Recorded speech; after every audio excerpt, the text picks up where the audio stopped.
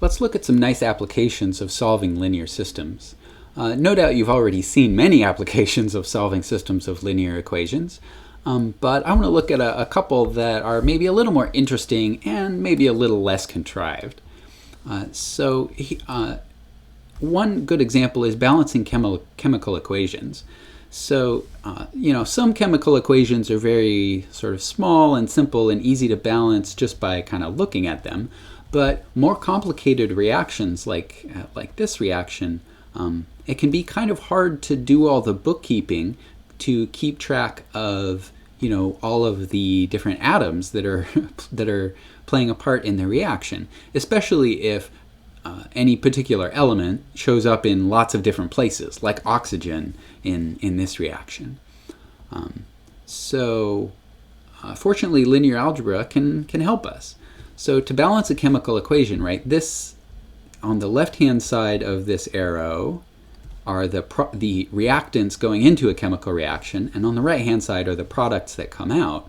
And what we need to do is pick coefficients for each compound so that the number of atoms of each element are the same on both sides. You can see right now this is unbalanced because on the left-hand side there's only one potassium atom, but on the right-hand side there are two potassium atoms. So we just need to pick appropriate coefficients here, but we don't know ahead of time what they are, so let's give them all names. About x, y, z, and w. Those seem like very creative names. And now we can write an equation for each element. So let's write an equation for potassium. So let's write down all of the potassium that shows up on the left-hand side, on the reactant side of this chemical equation. So remember, when we put a coefficient in front of a compound like this, what we're saying is we have X molecules of KNO3.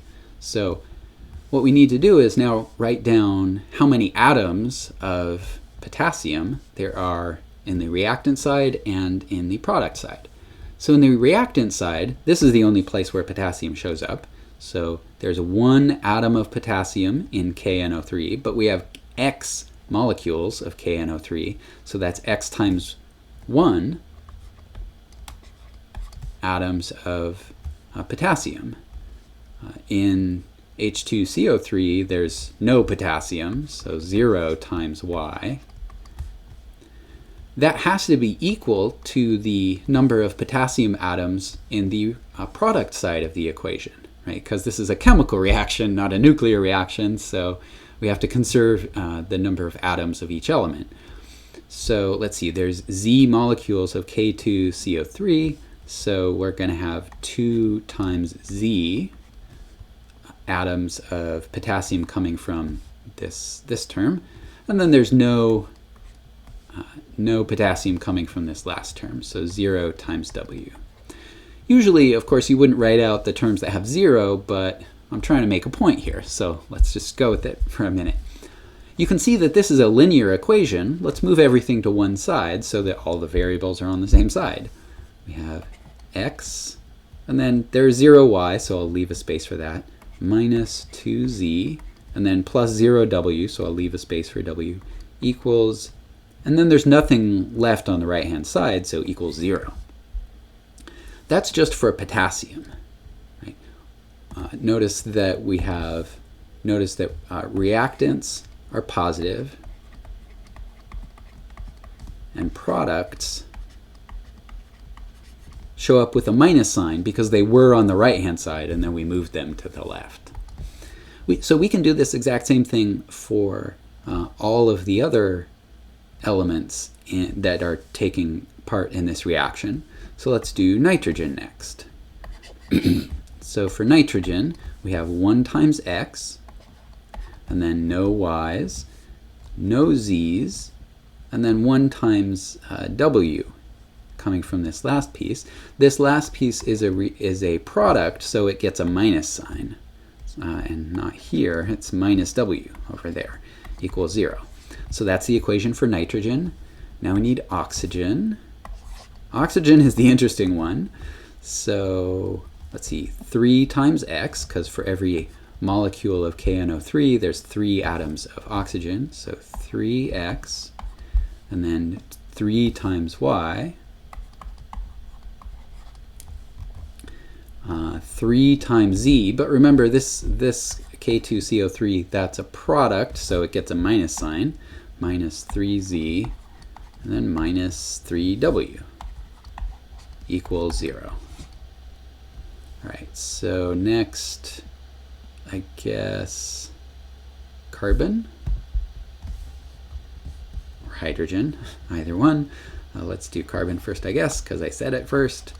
So let's see, there's 1 times Y, and then in our products, there's a minus 1 times Z equals 0. And then for hydrogen, we have 2Y and minus W. And again, minus because it's showing up in the product side. Okay, so now we have this system of equations. There's 5, so this was the potassium equation here. There's 5 equations, and there are 4 variables. So we can write down, we can solve this system to find all of the variables. And we can, to solve it, we'll write down the matrix for this homogeneous system. Since it is homogeneous, we don't need to write down the augmented column, right? The augmented column is going to be 0, so there's no point in writing it down. So first row is 1, 0, minus 2, 0, and then 1, 0, 0, minus 1.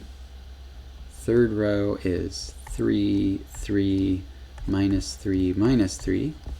Fourth row for carbon is 0, 1, minus 1, 0. And last row is 0, 2, 0, minus 1. So there's our big matrix. And now all we need to do to find the value of x, y, z, and w is row reduce this matrix. Row reducing this matrix looks like a pain because this matrix is so big, but that's what computers are for. So we're going to ask a computer to do the row reducing for us. So let's pull up our Sage Math, and let's see. So first row is 1, 0, minus 2, 0.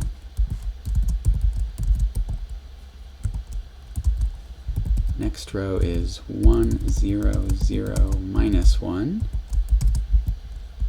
Then 3, 3, minus 3, minus 3. 0, 1, oops, start a new row. 0, 1, minus 1, 0.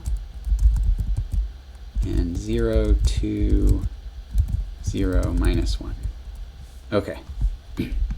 And so we have one closing bracket to close that row and one closing bracket to close the whole matrix.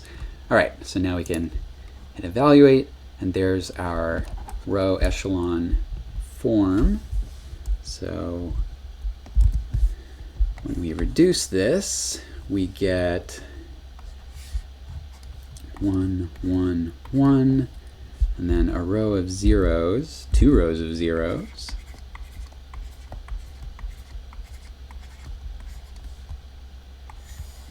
And this last column is minus 1, minus 1 half, minus 1 half. Okay, now we can turn this into a collection of solutions. Right? This is the x column, this is the y column, this is the z column, this is the w column. So this last row shows us that z is 1 half w. Second to last row shows us that y is 1 half w. And first row shows us that x is the same as w. All right. So our collection of solutions, right, if we wrote it in terms of a vector, x, y, z, w, right, it would be W, 1/2 W, 1/2 W, and W is just W. And we can move the W outside. So this is 1, 1/2, 1/2, and 1. So as usual for a homogeneous system, we get some combination of some vectors which are solutions. So this vector is a solution. Some people call it a basic solution for some reason. So some number of basic solutions all multiplied by free variables and added up. We only have one basic solution in this case, so there's no adding to do. All right, so this tells us all solutions to this equation, but when we balance a chemical equation, first of all of the coefficients have to be integers. So, we can't use a 1/2 up in our chemical equation at the top. We can't put a 1/2 in here because you can't have half of a molecule.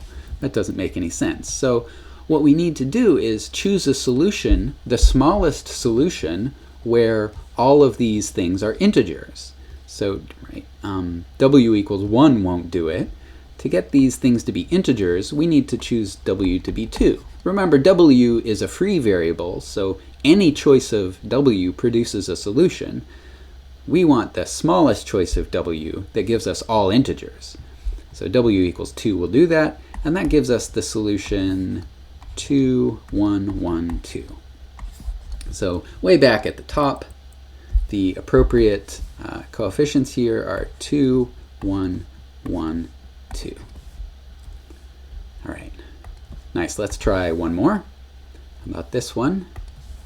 So this one, right now that we have some experience, we can do this a little faster. So we're going to have X, Y, Z, and W.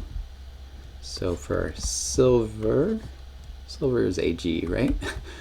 For silver, we have, let's see, X minus 2Z. For iodine, we have X minus W, equals 0, For sodium, we have 2Y minus W equals 0. And then for sulfur, we have Y minus Z equals 0. So our matrix is going to be 1, 0, minus 2, 0, 1, 0, 0, minus 1, 0, 2, 0, minus 1, 0, 1, minus 1, 0. Okay. So now we can enter that in our calculator here. So 1, 0, minus 2, 0. 1, 0, 0, minus 1. 0, 2, 0, minus 1. And 0, 1, 0, 1, minus 1, 0, minus 1, 0. And evaluate. Okay, we get